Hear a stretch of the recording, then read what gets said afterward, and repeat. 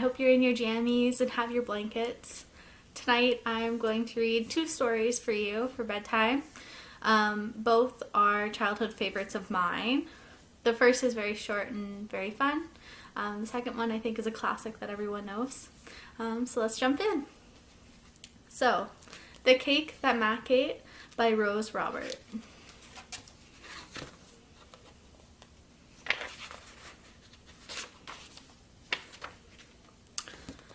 This is the cake that Mack ate.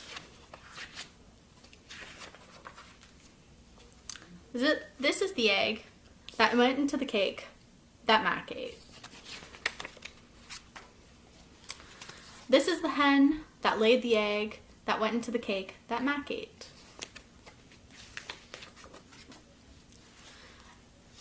This is the corn that fed the hen that laid the egg that went into the cake that Mack ate. This is the seed that grew into the corn that fed the hen that laid the egg that went into the cake that Mack ate. This is the farmer who planted the seed that grew into the corn that fed the hen that laid the egg that went into the cake that Mack ate. This is the woman who married the farmer who planted the seed that grew into corn that fed the hen that laid the egg that went into the cake that Mack ate. These are the candles that lit up the cake that was made by the woman who married the farmer who planted the seed that grew into corn that fed the hen that laid the egg that went into the cake that Mack ate. This is Mack.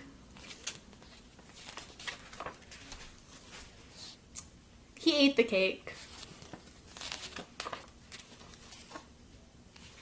The end. I wonder if Slightly has ever done anything like that at camp. I know my puppy has gone on the counter and eaten all the chocolate chip cookies before, so who knows? The next book I'd like to read you guys, so hopefully you're all snuggled down into your beds. It's called The Kissing Hand by Audrey Penn.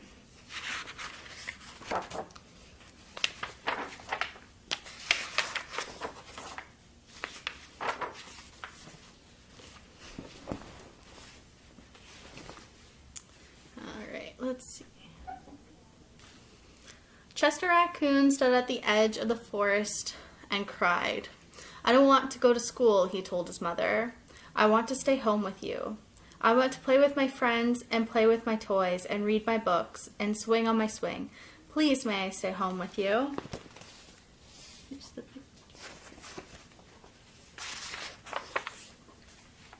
Miss Raccoon took Chester by the hand and nuzzled him on the ear.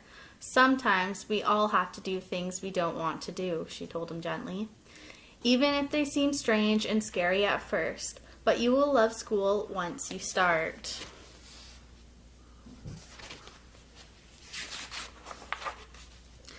"You'll make new friends and play with new toys, read new books, and swing on new swings. Besides," she added, "I know a wonderful secret that will make your night at school seem as warm and cozy as your days at home." Chester wiped away his tears and looked interested. "A secret?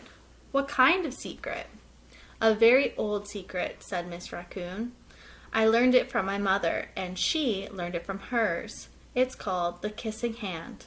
"The Kissing Hand?" asked Chester. "What's that?"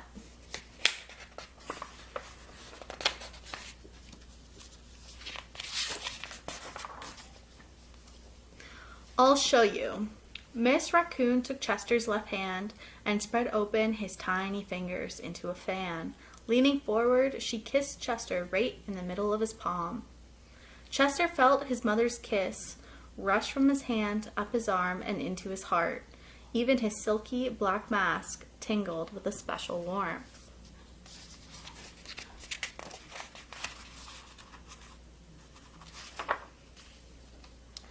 Miss Raccoon smiled. "Now," she told Chester, "whenever you feel lonely and need a little loving from home, just press your hand to your cheek and think, 'Mommy loves you.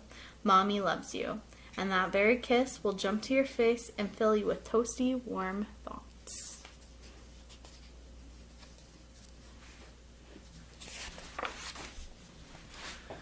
She took Chester's hand and carefully wrapped his fingers around the kiss. Now, do be careful not to lose it, she teased him. But don't worry, when you open your hand and wash your food, I promise the kiss will stick. Chester loved his kissing hand. Now he knew his mother's love would go with him wherever he went, even to school.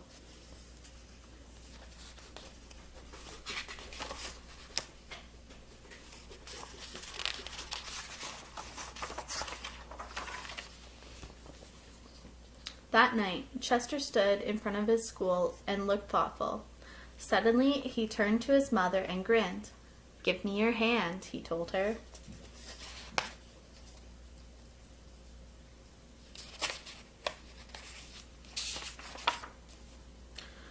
Chester took his mother's hand in his own and unfolded her large, familiar fingers into a fan. Next, he leaned forward and kissed the center of her hand. "Now you have a kissing hand too," he told her, and with a gentle goodbye and "I love you," Chester turned and danced away. Miss Raccoon watched Chester scamper across a tree limb and enter school, and as the hoot owl rang in the new year, she pressed her left hand to her cheek and smiled.